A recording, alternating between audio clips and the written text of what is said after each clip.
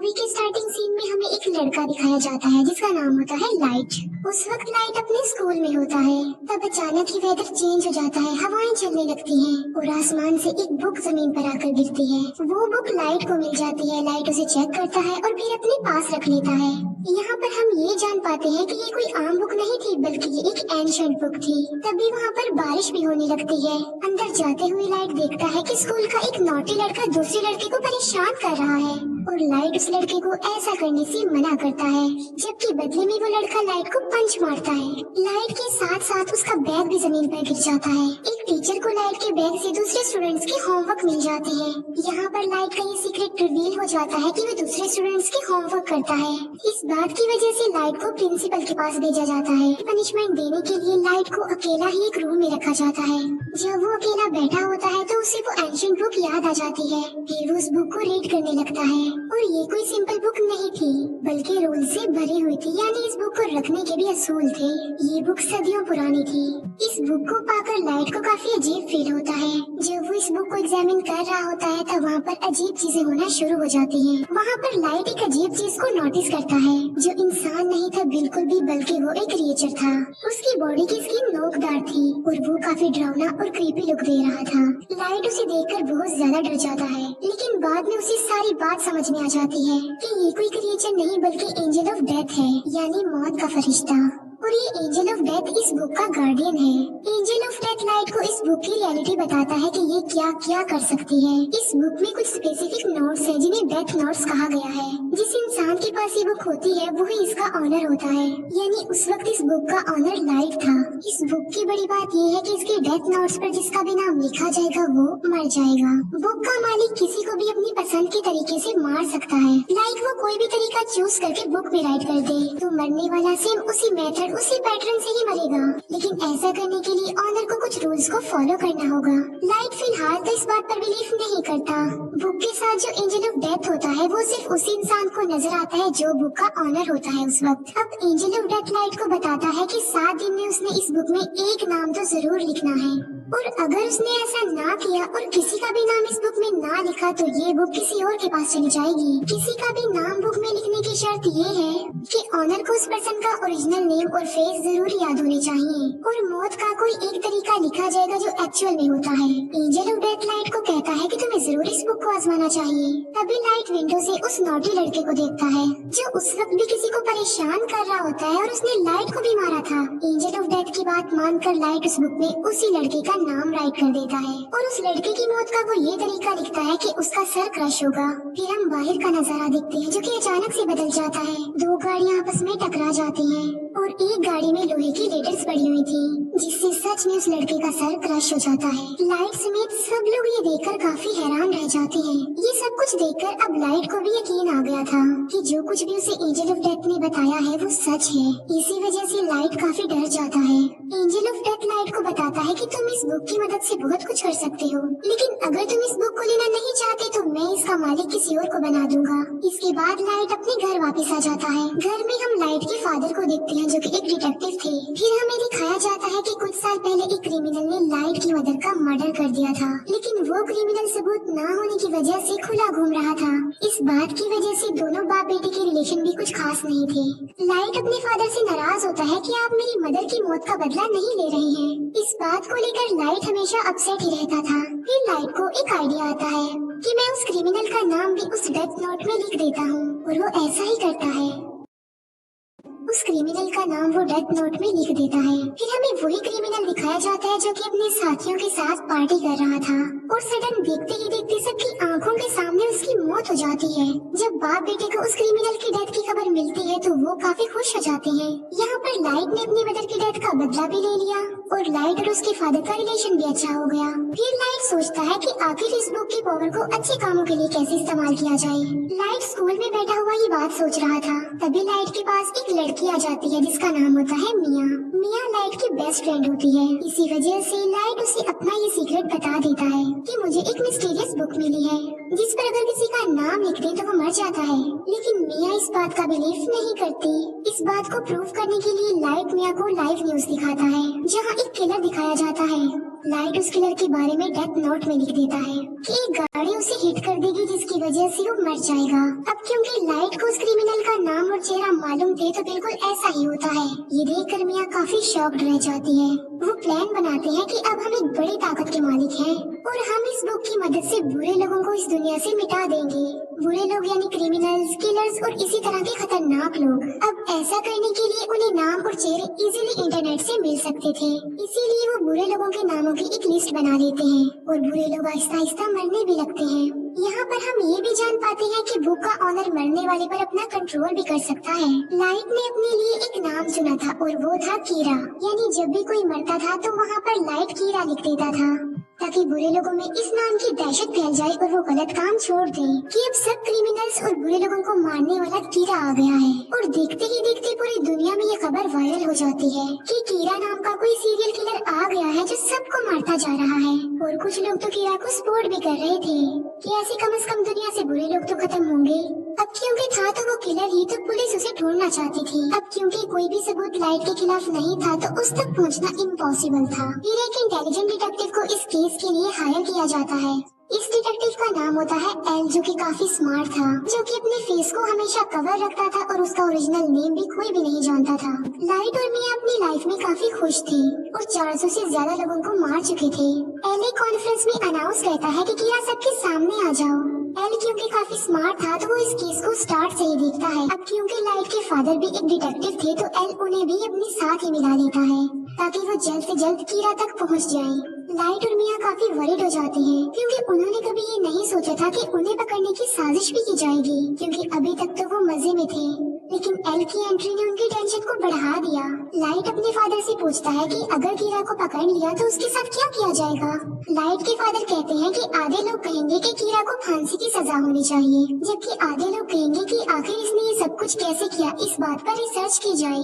ये सुनकर लाइट की टेंशन और ज्यादा बढ़ जाती है। फिर ये सारी बात वो मिया को भी बताता है और उसे कहता है कि अब हमें ये सब कुछ स्टॉप कर देना चाहिए, क्योंकि एल की शक के दायरे में बहुत सारे लोग थे जिनमें लाइट भी शामिल था, क्योंकि वो अपने फादर के डाटा को इजीली एक्सेस कर सकता था।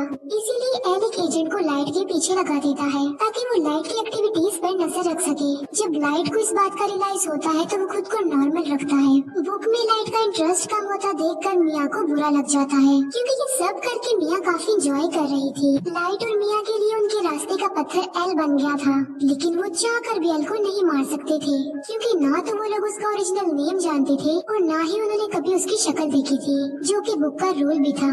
लाइट और मिया इस बात पर डिस्कस कर रहे होते हैं कि इस बुक में उन सारे एजेंट्स के नाम राइट करने चाहिए जो कीरा को ढूंढ रहे हैं, ताकि बाकी डिटेक्टिव्स कीरा से डर जाएं और मजबूरन उन्हें इस केस को बंद करना पड़े।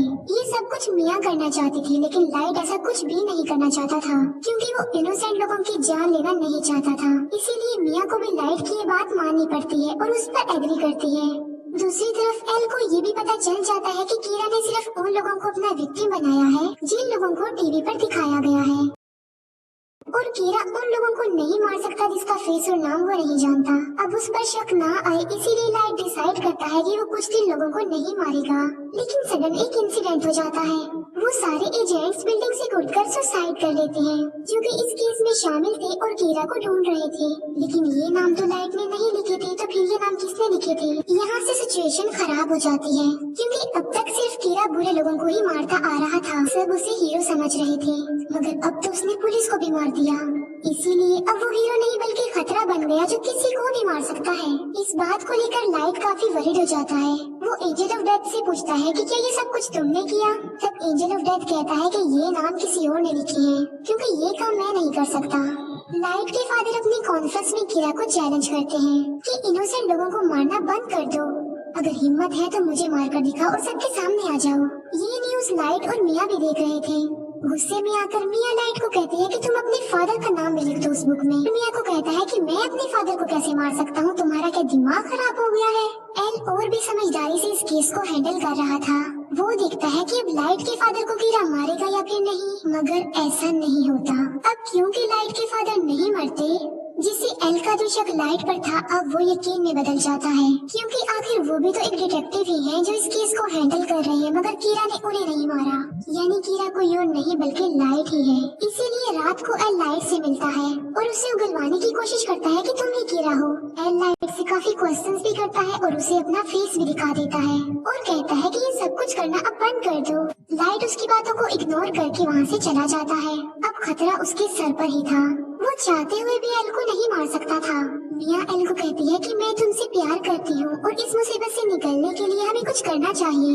एल को अपने रास्ते से हटाने के लिए लाइट काफी सोचता है। वो कहता है कि एल का चेहरा तो मैं देख ही चुका हूँ, मगर एल का ओरिजिनल नेम उसका फ्रेंड जरूर जानता होगा।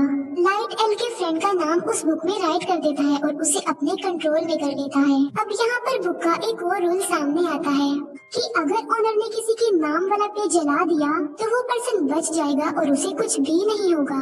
लेकिन एंजल ऑफ डेथ लाइट को बताता है कि ये सिर्फ एक ही दफा होगा। अब एल का फ्रेंड लाइट के कंट्रोल में आ चुका था, मगर वो भी एल का ओरिजिनल नेम नहीं जानता था।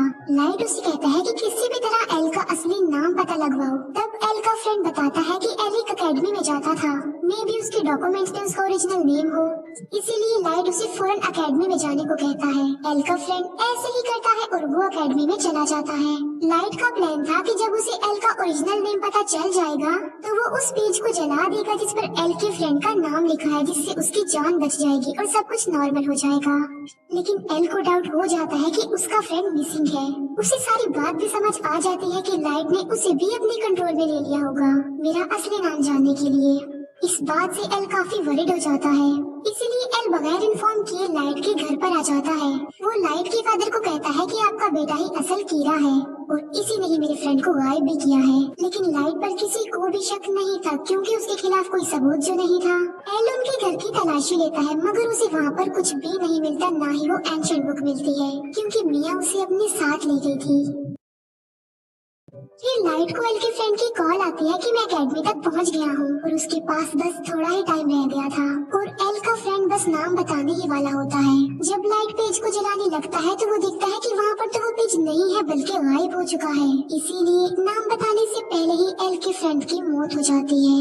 इस बात से लाइट को काफी दुख होता है। फिर एक डांस पार्टी में मिया ये राज रिवील करती है कि एल के फ्रेंड के नाम का पेज मैंने ही फाड़ा था और तो और पुलिस ऑफिसर्स के नाम भी उस बुक में मैंने ही लिखे थे। वो बताती है कि अब तो मैंने तुम्हारा नाम भी लिख दिया है उस बुक में। और लाइट की मौत का तरीका ये है कि आधी रात को उसकी हार्ट बीट बंद हो जाएगी और वो मर जाएगा। वो कहती है कि अगर तुम मुझे ये बुक दे दोगे तो मैं तुम्हारा नाम जला दूंगी। यानी मिया ने बुक हासिल करने के लिए लाइट को अपने प्यार के ट्रैप में फंसाया। जब एल को अपने फ्रेंड की डेथ का पता चलता है तो वो लाइट के पीछे पड़ जाता है। एल फिर लाइट को पकड़ ही लेता है, मगर एल वहाँ खड़े एक शेफ को कहता है कि ये कीड़ा है, मेरी हेल्प करो इसे पकड़ने में। लेकिन वो शेफ एल को ही बेहोश कर देता है क्योंकि वो कीड़ा का स्पोर्टर जो था। भागते भागते लाइट मिया को भी अपने साथ ले जाता है और वो दोनों एक झूले में आ जाते हैं। दोनों ऊपर ही फंस जाते हैं और इतनी ही देर में वहाँ पर पुलिस भी आ जाती है। लाइट मिया को कहता है कि अगर तुम मुझसे प्यार करती हो तो इस बुक को तुम टच भी नहीं करोगी, हम एक होकर सब कुछ नॉर्मल कर देंगे। लेकिन मिया लालची थी तो वो उसकी बात नहीं मानती। वो उस बुक को लाइट से स्नैच कर लेती है। ये देखकर लाइट मिया को कहता है कि ये तुमने बहुत गलत किया है। ये सुनकर मिया समझ जाती है कि इस बुक में लाइट ने मेरा भी नाम लिख दिया होगा। अब दोनों के नाम ही बुक पर थे तो सडन दोनों नीचे गिर जाते हैं। मिया की तो मौके पर ही मौत हो जाती है, लेकिन लाइट पानी में जाकर गिरता है। फिर हम लाइट को एक हॉस्पिटल में देखते हैं जो कि कोमा में चला गया था। इसी दौरान और क्रिमिनल्स की भी मौत हो जाती है। वो लोग देखते हैं कि एल का शक तो लाइट पर था, लेकिन वो तो कोमा में चला गया है, लेकिन लोग तो स्टिल मर रहे हैं। फिर हम देखते हैं कि जब मिया और लाइट झूले से गिर रहे थे तब एक पेज उस बुक में से निकलकर गिरता है और जल जाता है और उस पेज पर लाइट का नाम लिखा हुआ था। लाइट ने एक समझदारी की थी। जब उसे पता चला कि मिया ने उसका नाम लिख दिया तो उसने बुक में ये लिखा कि अगर मिया उससे ये बुक ले लेगी तो वो मारी जाएगी और वो पेज जिस पर लाइट का नाम लिखा हुआ है वो भी जल जाएगा और लाइट पानी में गिर जाएगा।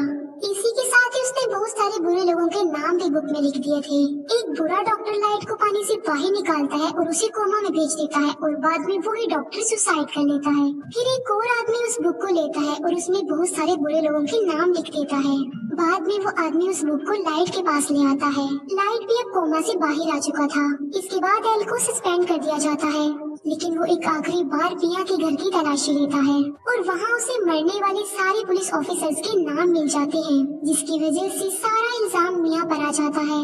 अब अब वो बुक लाइट के पास आ जाती है और वो भी बिल्कुल ठीक हो चुका था, लेकिन उसे नसीहत हो गई थी कि अब की बाद वो किसी पर भी ट्रस्ट नहीं करेगा। और इसी के साथ ही ये मूवी यहीं पर एंड हो जाती है। Thank you for watching.